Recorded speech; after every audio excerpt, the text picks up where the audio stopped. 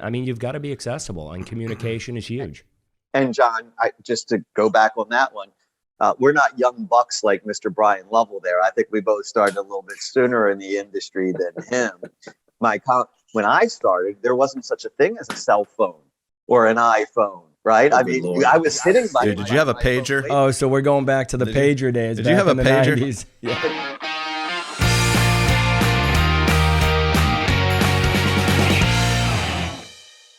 All right, welcome to another episode of the Contacts to Contracts podcast.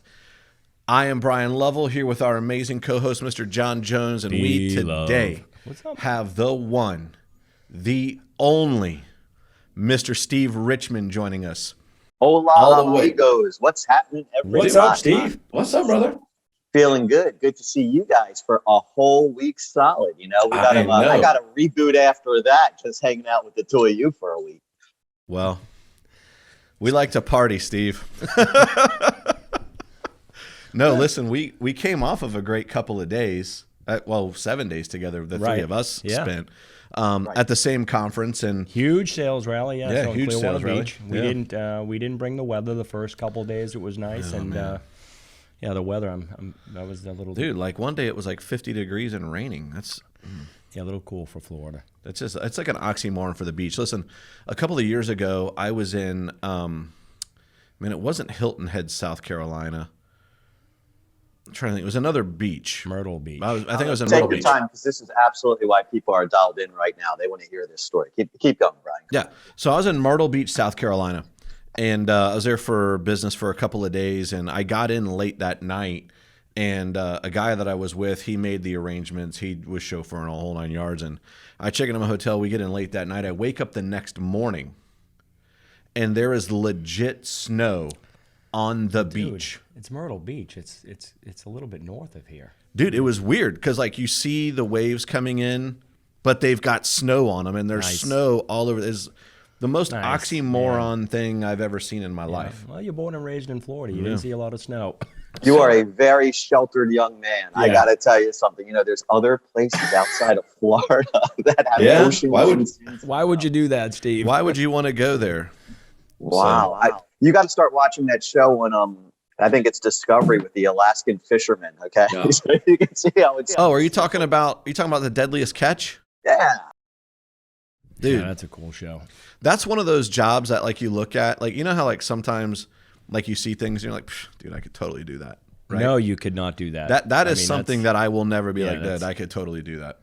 Stick with mortgages. Anyways, let's get into it. So we just came off of a couple of days of a sales conference. The three of us were all together, so we figured we'd take an opportunity to recap that. Here's the deal. This was a mortgage sales conference, a bunch of loan originators and branch managers there. And so, you know, if you're a mortgage loan officer or a branch manager listening right now, what you're going to get is the Cliff Notes version of what we experienced over the course of 2 days. And so we just figured we would put our minds together and we would share a little bit from a sales technique perspective. What were some of the ahas or takeaways that we had? So, man, Stevie, dude, can we get you to kick us off? Yeah, I'll kick off. I'm going to go negative just for a second, and I'm not really going negative. But if you tuned in saying, I'm going to get that golden nugget, that was probably my biggest takeaway. My biggest aha is there was not one golden nugget. It's like what this person did works for this person. What this person does works for this person.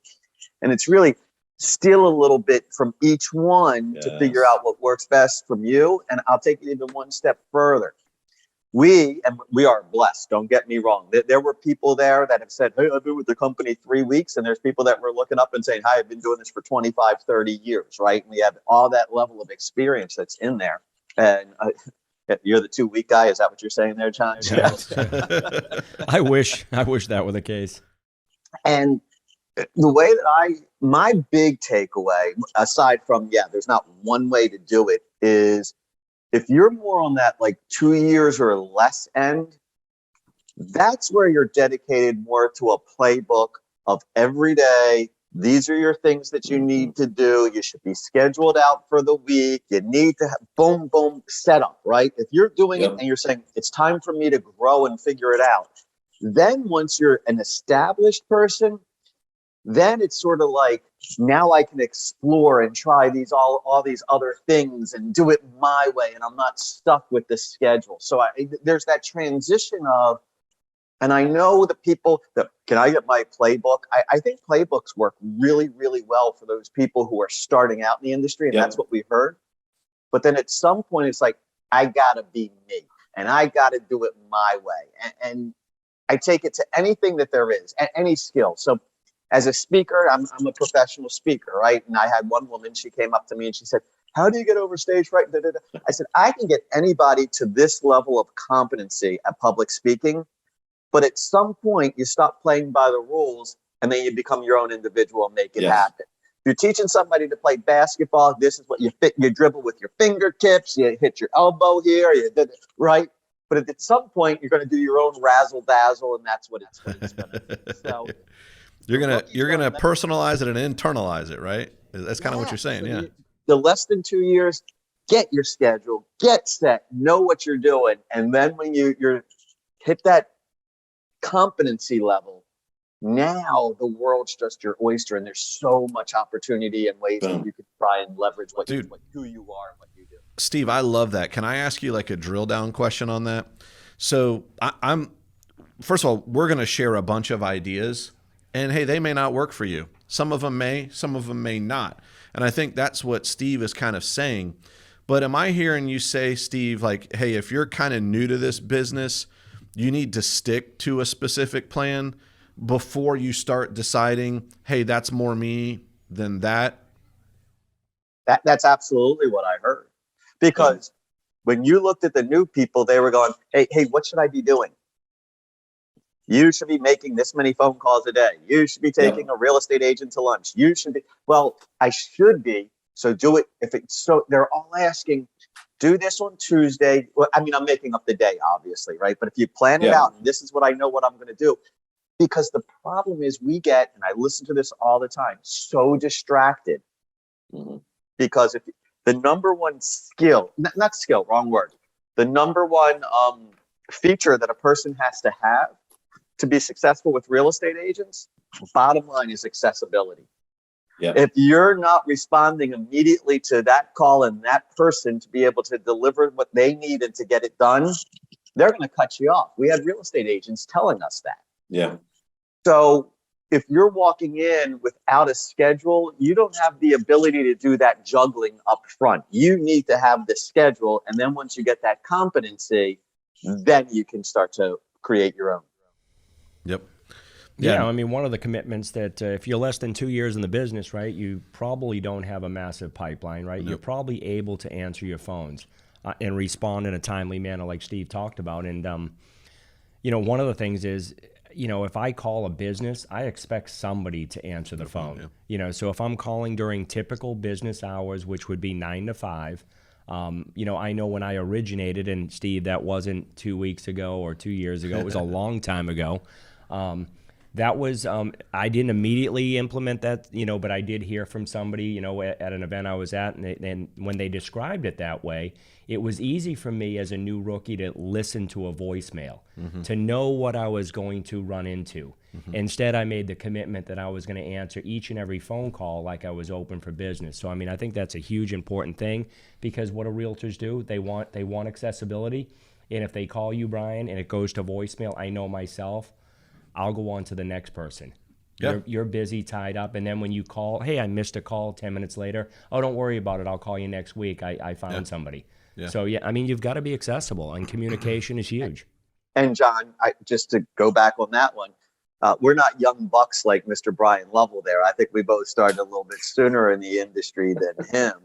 When I started, there wasn't such a thing as a cell phone or an iPhone. Right? I mean, Lord. I was sitting by. Dude, did you have a pager? Oh, so we're going back to the pager days. Did you have a pager? 90s. Yeah. But that's my point. Now that they know that you are next to your phone 24/7, it is portable and it's always right there. The demand from our customers for immediate accessibility has exponentially grown. And that's why you need to know, here's the 6 tasks that I'm going to get scheduled this day. So if I get interrupted on my phone, that's fine, but I'm not going to bed till these 6 tasks are done. Yep, I agree. Yeah, cool. John, and do you have any What was like some of your takeaways? The big one for me was, business is going to get harder, right? A little bit. We heard from Tom, and he talked a little bit about, the NBA forecast and what originations look like for 2022. So it's a little bit more back to 2019, right? Refinances, the rate and terms, those are, especially in this past week, we've seen what's happening with rates. I mean, those are gone. Yeah. And I think, we are definitely in a back to 19 referral-based, realtor relationship type of environment. And you need to have a plan in place how you're going to be in front of people, going to live events, hitting the phones and communicating, out to your agents there, because if you're not, you're going to get left behind. Yeah. Yeah, I think so. There was a real estate panel at the conference we were at, and first of all, I think there was a ton. Let's dive into that. Yeah, I think there was a a ton of takeaways there. One of the things that just tripped me out, and it seems like the simplest one that I wrote down, was you got to ask for the business. Yeah. And it seemed like to a person, yeah, Steve's like, boo, like to a person, these agents are telling with us like, hey, I've actually taken lunches or coffees with LOs who never asked me for their business, for my business. Yeah, I mean, and it's crazy because we had a separate panel, if you remember, and I hosted that one where there were a couple of loan officers, very successful, that stay more in the friend zone, and they typically don't ask for the business. Yeah. So it's interesting that everybody has a different mindset, and everybody's going to react differently to that. Sometimes I'm going to give you the business because we're friends. Sometimes I won't give you, right? You have to know your audience, know who you're working with. But there were a couple that said, if you don't ask for the business, I guess you've got enough business. Yeah. That just tripped me out because, and the crazy thing is if you go back and you look at the audience during that, so many of them were like, that's me. Duh. Yeah. And it's because they're not doing it. Yeah. Just the simplest thing. And it seems like it's one of the challenges that we have is just asking for the opportunity to, right. Hey, how can I get your next deal? That's exactly how I used to end my call. Hey, I hope to get your next deal.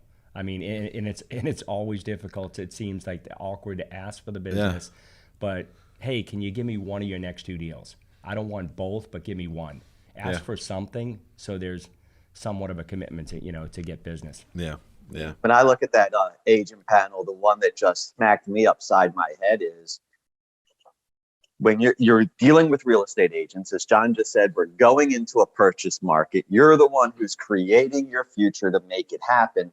And the greatest thing you can ever do is demo how awesome you are, how different you are. Why are you not in touch with that listing agent to say, I know that I'm not here now, but one day you're going to be a buyer's agent. Let me show you. I mean, you would love to walk into a real estate agent's office and they say, okay, let's do a role play so I can see how good you are.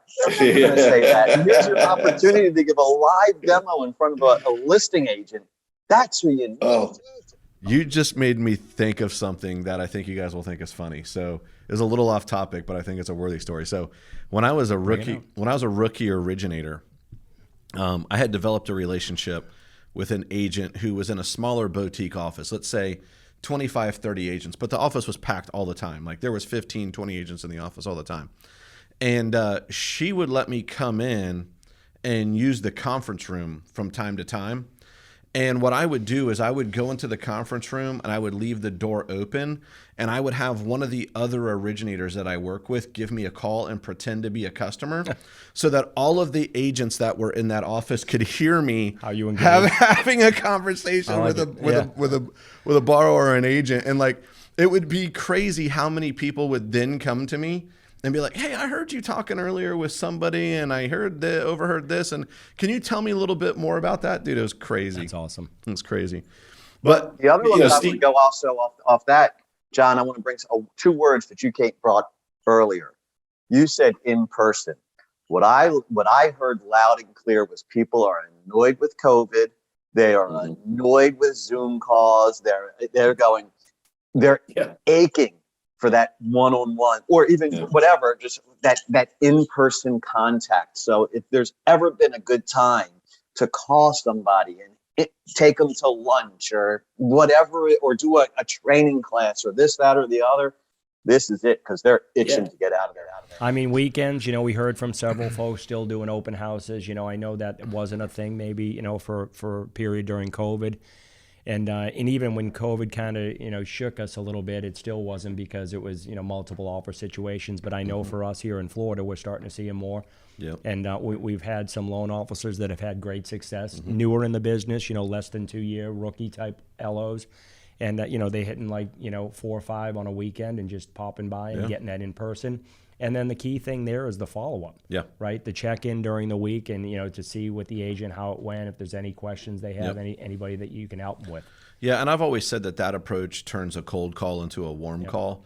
It's easy to call a couple days later, hey, John, it's Bryan over at VanDyk. Hey, how'd the rest of your open house go, right? And just let the conversation kind of go from there. And it's a little bit, it's like you have a reason to call versus just making a call, Yep. So, Steve, I also had listing agents as one of my ahas, and John, I would imagine you probably did too. Bingo. But to me, what we took away from that was you're never going to have the listing agent's attention more than while you currently have a transaction going on. And you should take every opportunity to communicate at a high level, right? Because I think, listen, I share with this, like, unless the deal had hair on it, a lot of times, even if it did, the listing agent doesn't know the deal had hair on it as long as it closes on time. So from their perspective, this thing went off, to the nines, Perfect, right? And so why wouldn't you at the clear to close stage, why wouldn't you call the listing agent and say, hey, I'm just calling you to give you an update that we're clear to close and we're ready to go. And hey, how was your experience working with me? Right? The agent is going to tell you, hey, you were fantastic. You guys were great. Hey, blah, blah, blah, blah, whatever. Well, by chance, it earned me the opportunity to have a cup of coffee with you. Yep. Right? And turn that probably final conversation that you're going to have while you're controlling the deal into an opportunity to get a one-on-one. I mean, my thoughts on that, and we've got some folks doing it, is, set up a day each week, whether it be Tuesdays. Let's just throw Tuesday out there. You're gonna introduce yourself when you go under contract, and you're gonna let that listing agent know that you're gonna communicate where we're at with the file every Tuesday. You're gonna get a call from me, and 4 or 5 weeks later, when you stay to that, hold true to that commitment, they're gonna be super impressed. Don't keep on track that day, and they're gonna want to have a coffee with you and send you business. Yep, Steve, were you gonna make a comment on that? During the transaction, everyone. You're so critical and important to every single person. You're important to the customer. You're important to the agent, both agents. You're important to everybody. Once it closes, everybody's thinking about something else, and everybody's on to the next thing. So when you have them right there in front of you, and you're the one who they want to talk to them. During the transaction is when you should be marketing for the next one. Let's talk before the transaction happens. What you should be doing with the listing agent. We heard that from the panel, right? That most loan officers in our industry don't call, to give a shout out or, support of the buyer going into the transaction. So if you have multiple offers, 5, 6 offers going in, they're often not hearing from any lenders. And what did the panel say when they did get a call from a lender, right? At least they talked to somebody in person and they feel like comfortable with that person or individual that buyer was qualified. So it may help help your buyer get an offer accepted. Yeah, right? now I felt like there was a room full of people there that are already good at that practice, meaning that they're calling listing agents to advocate on the behalf of their buyer at the time that they're making an offer. But there was a panel there of 5 real estate agents that pretty much led us to believe doesn't go on a whole lot. Right. And that was a big deal to them. Yeah, I agree with that. One of the other things I'm going to mesh kind of 2 things together, because I heard the real estate panel also talk about you've got to provide value to me to earn my business, right? And so, the other side of that is, like, we had a guy, Jeff Cochran, come out and speak to us on persuasion and negotiation. And one of my takeaways from him was you hear what they're telling you that they want, and a lot of times we stop right there. We don't ask the question, and what else? Right. So he gave an example of, hey, so you're telling me that low rates are important to you. What else? What else is important to you? right? And so if it, switch that to like if you're talking to a real estate agent, so you told me that communication is important to you. What else? And by having that dialogue, what you're uncovering is what your sales pitch is essentially going to be, right? You're letting them tell you what's important to them when working with a preferred lender, so that when they're done, you can have a conversation like, hey, Steve, what I heard you say was XYZ was important to you. Would you mind if I took a couple of minutes and shared with you how I can help you with XYZ, right? And that's where, he talked about getting that win-win. If I can just throw something out, I mean, he's been on this podcast before. His name's Jeff Cochran. He's with the Shapiro Negotiations Institute. Has a couple books out there. One of them is called The Power of Nice, How to Negotiate So Everybody Wins. And so if you're sitting there and you're listening to what Bryan's saying right now, and you're like, I need to know more on that topic, that's just a great resource for you. Shapiro Negotiations Institute, guy's name's Jeff Cochran. Beyond just being a great speaker, he's a great guy. Yep. And I'll tell you, whatever format you're listening to us on, if you go to that format and you do a search for Jeff Cochran, you'll be able to find that episode where we also have his contact information. If you want to reach out to them for whatever your persuasion or negotiation needs are. So cool. Yeah. What else we got, gents? Somebody go ahead, Steve. No, back on the same thing with that real estate agent panel, and I heard this all the time. They need training, and what a great way to go out and communicate. You said the word value add, and we think, well, what's value add? Should I bring donuts? Even classes or whatever it is. Hey, if I can get them training, here's what's going on. And it can be a social media training. It doesn't necessarily have to be understanding what the Fed's doing with rates type of training. It can be one of a million different things. And you don't even have to necessarily go there. You can just do it online. That's how you're attracting their attention.